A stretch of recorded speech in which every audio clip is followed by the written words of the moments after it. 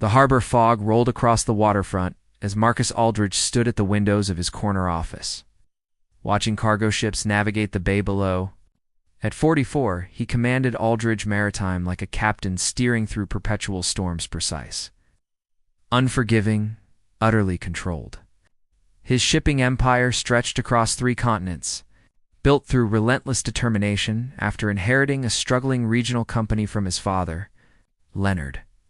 Behind him, the office door whispered open. Serena Vance entered, carrying her leather portfolio and his morning coffee, prepared exactly as he preferred, black, no sugar, brewed at precisely 175 degrees. "Good morning, Mr. Aldridge. The Tokyo contracts are ready for review, and the Port Authority meeting has been rescheduled to Thursday." Marcus turned to acknowledge her. At 31, Serena had become the engine that powered his daily operations. Her dark hair was pulled into its customary twist, her olive complexion highlighted by minimal makeup, her hazel eyes reflecting sharp intelligence. She wore a burgundy blazer over a cream silk blouse, professional and understated. Marcus had trained himself never to notice such details about employees. "Thank you, Serena. Close the door." Something flickered across her features, so brief he almost missed it. In 4 years, he had never seen Serena appear anything less than composed. "Is everything all right?" Marcus walked to his desk, picking up a folder marked confidential. "Our auditors flagged unusual activity in the operational discretionary account. Small transfers over 22 months. The pattern suggests someone with executive access." Serena's fingers tightened on her portfolio. Her face lost color. "How much?" Marcus kept his voice neutral, though disappointment carved through his chest. He had trusted her completely. 315,000. Her whisper barely reached him. The number struck like a physical blow, not for its size insignificant against his billions, but for what it represented. "My office. Now." She followed him into his private study. He locked the door and stood with arms crossed, studying the woman he thought he knew. "Explain." Serena set down her portfolio with trembling hands. "There are 27 families who would be homeless right now. 19 dock workers who received medical care their insurance denied. 8 children who stayed in school instead of dropping out to work." She pulled out her tablet, fingers flying across the screen. "Every transaction is documented. Every dollar tracked. I never touched a cent personally. It went to people the system abandoned, people no one else would help." Marcus stared at the screen filling with case files, photographs, outcome reports. This was not reckless theft. This was systematic humanitarian intervention, executed with surgical precision. "This is still embezzlement, Serena. I invested in human beings." Her voice cracked. "I know legally it is the same thing, but morally, can you honestly tell me it is?" Marcus sank into his chair, suddenly needing its support. "Show me everything." For the next hour, Serena walked him through her secret operation. Each case was meticulously documented: a single mother named Valentina Reyes, saved from eviction; a retired longshoreman named Harold Mitchell, who received heart surgery; a young widow named Grace Chen, whose children stayed fed through her husband's cancer treatment. "Why?" Marcus finally asked. "Why risk everything?" Serena met his eyes directly. "Because I remember what it feels like to have nothing. To watch someone you love die because they cannot afford medicine. To sleep in a car at 7 years old, using your backpack as a pillow." The raw honesty in her voice stripped away every professional barrier between them. Marcus found himself leaning forward, completely absorbed. "Tell me about your family." Serena took a breath. "My mother, Clara, was a school teacher. She got sick when I was 6, ovarian cancer. No insurance, no savings, no options. She died holding my hand in a charity hospital bed, apologizing for leaving me. Her eyes glistened, but she did not look away. My grandmother Nadia raised me after that. We lost everything paying medical bills that insurance would not cover. We lived in shelters, in our car, sometimes in abandoned buildings. Nadia worked for jobs to keep me in school." Marcus thought of his own childhood: private academies, yacht clubs, summers in Monaco. The contrast was staggering. 2 years ago, Nadia had a stroke. Medicare covered almost nothing. She was going to lose the apartment where she raised me, where my mother's photographs still hang on every wall. Serena's voice hardened with desperate conviction. So I took $12,000 from the discretionary fund. I told myself I would pay it back. And then I saw how much it mattered not just to Nadia, but to everyone around her. I saw people drowning in the same desperation that killed my mother. And I realized I had the power to throw them a lifeline. She stood, walking to the window where morning light softened her features. I became addicted to that feeling. Not the power, the purpose. For the first time in my career, I was not just managing spreadsheets. I was actually saving lives. Marcus's phone buzzed insistently. His CFO, Theodore Banks, was requesting an urgent meeting about the audit findings. Corporate rival Damien Cross had apparently obtained sensitive information, but Marcus found himself unable to look away from Serena. Seeing her now not as his assistant, but as a woman of extraordinary courage who had risked everything to help strangers. "Do not resign," he heard himself say. "Not yet. I need time to understand this properly." Serena turned, confusion and hope warring in her expression. "Why are you not calling security?" Marcus walked toward her, stopping closer than professional distance would suggest. "Because you reminded me of something my father used to say, that ships are meant to carry more than cargo. They are meant to carry hope." Their eyes met, and something electric passed between them.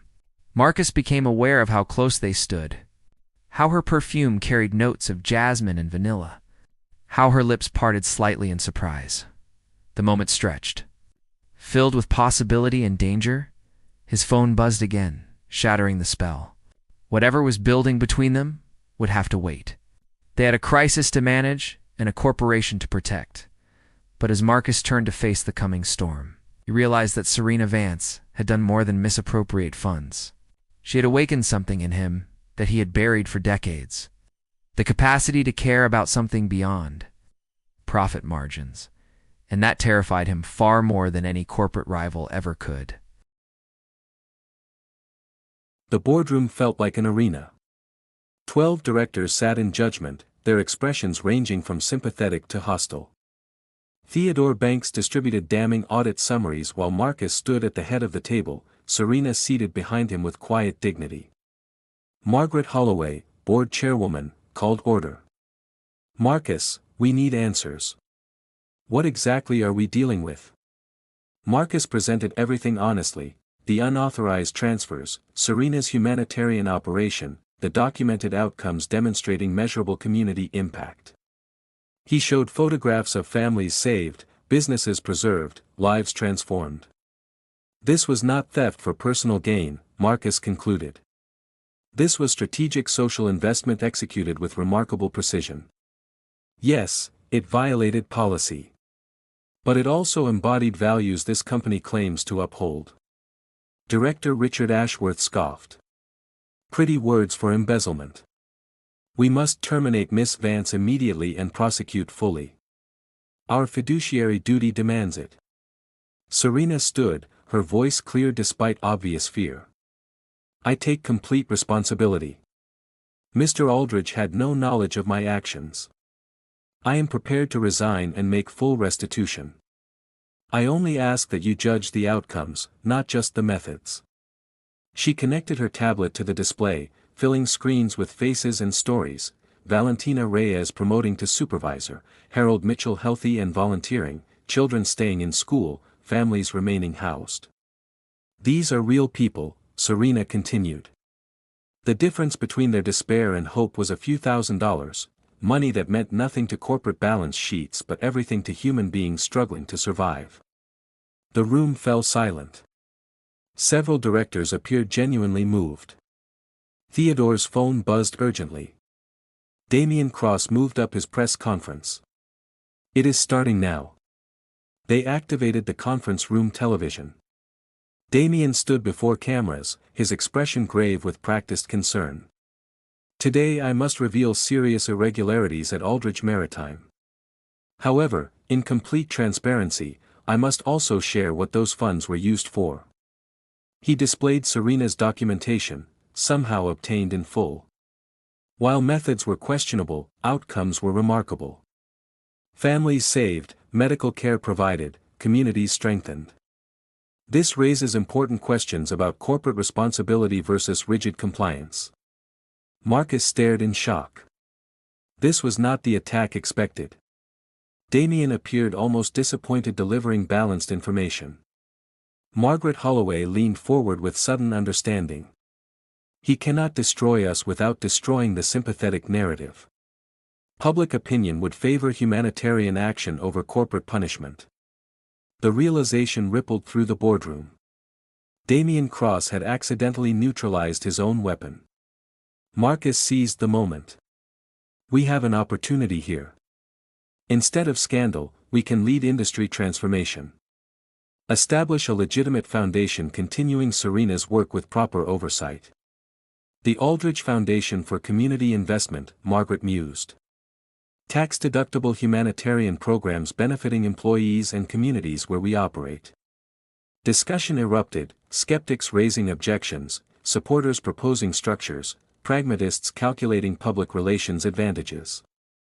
Through it all, Serena sat with quiet dignity, her future hanging on corporate votes. Finally, Margaret called for decision. All in favor of establishing the Aldrich Foundation with Miss Vance as executive director, contingent on full restitution of misappropriated funds. 9 hands raised. The motion passed. Serena exhaled shakily. Marcus crossed to her, professional distance abandoned before the entire board. We did it, he breathed, taking her hands. You did it. Her eyes shone with grateful tears. You believed in me when everyone said to sacrifice me. I believe in us. The boardroom watched their CEO embrace his assistant, recognizing that something profound had shifted. Marcus Aldrich, the emotionless empire builder, had rediscovered his humanity. And Serena Vance, the secret philanthropist, had found someone who valued her heart as much as her competence.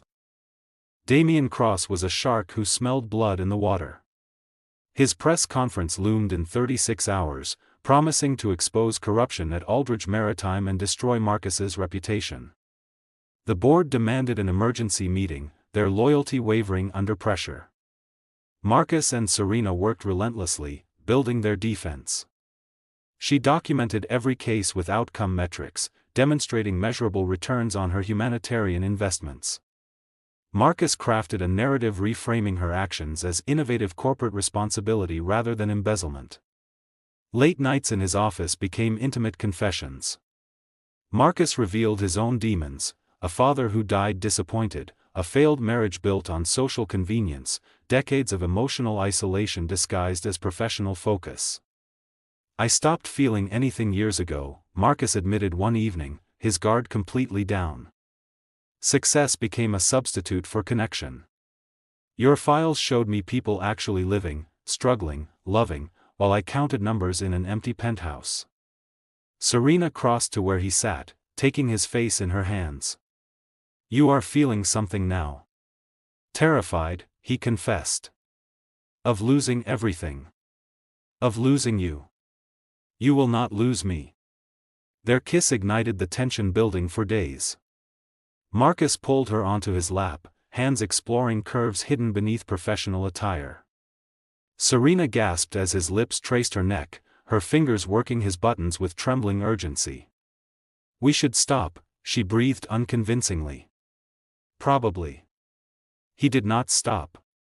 They made love on his office sofa as city lights witnessed their surrender, gentle at first, then passionate, then tender again. Afterward, tangled together beneath his discarded jacket, they spoke in whispers about futures neither had dared imagine. I want to build something real, Marcus said, stroking her hair. Not just ships and contracts. Something that matters. Your father would be proud. My father would have loved you. Marcus kissed her forehead. He always said the measure of a man is how he treats people who cannot help him in return. Morning brought harsh reality. Theodore Banks had identified the mole, a junior accountant named Wesley Crane whom Damien Cross had bribed. More troubling, 3 board members were secretly negotiating with Cross, prepared to vote for Marcus's removal if scandal erupted. Serena squared her shoulders. I should resign publicly. Take full responsibility. Protect you and the company. Absolutely not. Marcus gripped her hands. We fight this together or not at all. They prepared for the board meeting like generals planning battle. Serena compiled her most compelling cases: families saved, lives transformed, communities strengthened. Marcus rehearsed arguments reframing humanitarian investment as strategic corporate responsibility. The night before the confrontation, they held each other in Marcus's bedroom, finding comfort in physical closeness against gathering storms. Whatever happens tomorrow, Serena whispered, these past days have been the happiest of my life. Marcus pulled her tighter. This is just the beginning. I promise. Theodore Banks burst into Marcus's office with grim news. Damian Cross had obtained audit information through a mole inside Aldridge Maritime and was preparing to destroy them publicly. Marcus had 48 hours before the story broke. That evening, Marcus insisted Serena join him at his penthouse to review her documentation privately, away from corporate surveillance. She arrived nervous, clutching her tablet containing 4 years of secret humanitarian work. Tell me everything about your past, Marcus said, pouring wine with hands that trembled slightly. I need to understand who you really are. Serena settled onto his leather sofa, the city lights glittering behind her. She told him about Clara, her mother, who would sing while grading papers, who made poverty feel like adventure until cancer stole her voice forever. She described Nadia, her grandmother, whose hands were rough from factory work but gentle when braiding Serena's hair each morning. We ate from food banks, Serena whispered. Wore clothing from church donations. I learned to be invisible because invisible children do not get taken by social services. Marcus moved closer, drawn by her vulnerability. How did you survive? Strangers showed kindness when they had nothing to give. A librarian named Dorothy who let us sleep in the reading room during winter. A grocer named Samuel who always had bruised fruit he could not sell. Serena's voice broke. I promised myself that if I ever had power, I would use it the way they did. She showed him photographs on her tablet: Valentina Reyes and her 3 daughters now living in stable housing, Harold Mitchell recovered from surgery and volunteering at the docks, Grace Chen's twins graduating middle school with honors. These people matter, Serena said fiercely. They are not statistics or liabilities. They are human beings who deserved one person to notice them drowning. Marcus studied her face in the lamplight, the determination in her jaw, the compassion in her eyes, the way passion transformed her from professional assistant into something luminous and brave. You are remarkable, he breathed. Serena looked up, startled by his tone. Their eyes locked. The professional distance they had maintained for 4 years suddenly felt like pretense, a wall built from corporate policy and fear. Marcus reached out, his fingers brushing her cheek. I have spent 20 years building an empire while forgetting why it mattered. You reminded me in one day. Marcus. She used his first name for the first time, and it felt like crossing a threshold. He leaned closer, giving her time to retreat. She did not move. When their lips finally met, the kiss was tender and questioning, years of suppressed attraction finally acknowledged. Serena's hand found his chest, feeling his heart pound beneath expensive fabric. They pulled apart breathlessly. The kiss had changed everything and solved nothing. This complicates things, Serena whispered. I know. Marcus pressed his forehead to hers. I do not care. They spent hours reviewing her cases together, shoulders touching, hands occasionally intertwining. Marcus saw his company through new eyes, not as profit engine but as community affecting thousands of lives. Serena's systematic compassion had revealed possibilities he never considered. Near midnight, reviewing the case of a widow named Beatrice whose husband died in a warehouse accident, Marcus made a decision. I am not sacrificing you to protect stock prices, he declared. We face this together. Serena's eyes filled with tears. The board will destroy you. Let them try. Marcus pulled her close, wrapping his arms around her. She melted against him, for years of professional restraint dissolving into desperate need. My father built this company to serve people, not the reverse. I forgot that. You helped me remember. Their second kiss was deeper, hungrier. Serena's fingers tangled in his hair as Marcus traced the curve of her spine. Heat built between them, promise of passion temporarily restrained by crisis. When this is over, Marcus murmured against her throat, we need to have a very different conversation. Serena pulled back, her smile radiant despite everything threatening them. I would like that. They worked until dawn, preparing for the battle ahead. Whatever happened with Damien Cross and the board, they would face it united. 6 months later, the Aldrich Foundation had distributed over $2 million to community programs, employee assistance funds, and emergency relief initiatives. Serena directed operations with the same precision she had applied secretly, now supported by proper resources and public recognition. Marcus transformed alongside his company. He learned employees' names, attended community events, personally reviewed hardship cases. The distant billionaire became an engaged leader, his father's values finally realized in corporate policy. Their relationship blossomed beyond crisis-forged intimacy into genuine partnership. They argued about foundation priorities and laughed over shared dinners, discovered each other's quirks through ordinary days rather than extraordinary circumstances. One evening, Marcus took Serena to the harbor where his father had launched his first modest cargo ship 50 years earlier. Stars reflected on calm water as they walked the weathered pier. Leonard Aldrich started here with one boat and a dream, Marcus said quietly. He wanted to connect communities, not just transport goods. I spent 20 years forgetting that. You remembered. Serena squeezed his hand. That is what matters. Marcus stopped walking, turning to face her. City lights painted her features with soft gold, and his breath caught at her beauty, not just physical, but the radiance of someone living their purpose. You saved me, he said simply. Not from scandal or corporate rivals. From becoming someone my father would not recognize. You saved yourself. Serena touched his cheek. I just showed you the door. Then let me show you something. He led her to a small building at the pier's end, weathered wood recently restored, windows glowing with warm light. Inside, a community center had been established, named the Clara and Nadia Center for Family Services. Serena gasped, recognizing her mother's and grandmother's names. Photographs lined the walls, Clara teaching children, Nadia with young Serena on her lap. A plaque explained that this center would provide exactly the services that might have saved them decades ago. Marcus. Tears streamed down her face. Your mother and grandmother gave you the compassion that changed everything. This is their legacy continuing. Serena threw her arms around him, sobbing against his chest. Marcus held her tightly, his own eyes burning. I love you, she whispered. I have loved you for years but never dared speak it. I love you too.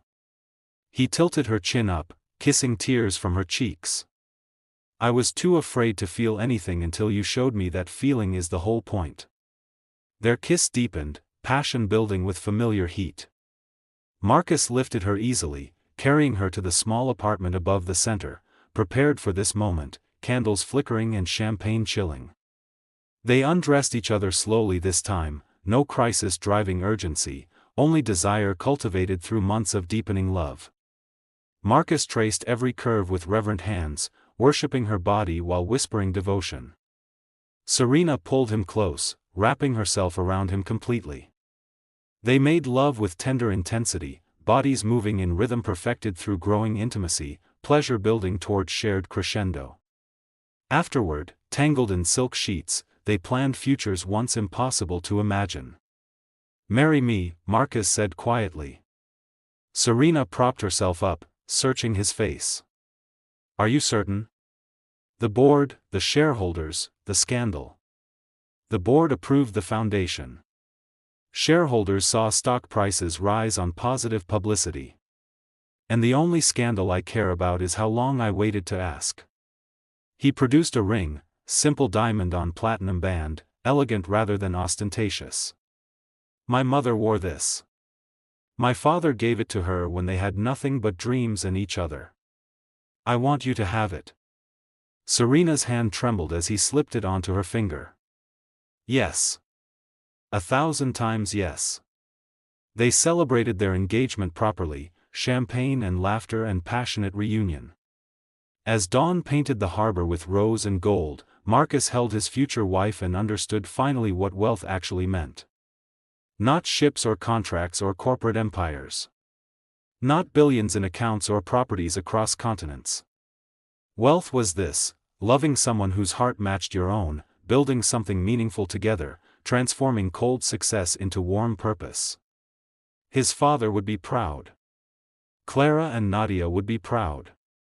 And Marcus Aldridge, reformed billionaire, was prouder still. Serena stirred against him, smiling sleepily. What are you thinking? That you stole $315,000 from me. He kissed her forehead. Best investment this company ever made. She laughed, bright and free. I will spend our marriage making it up to you. You already have. Marcus pulled her closer. You already have. Through the window, ships moved across the harbor carrying cargo to distant ports.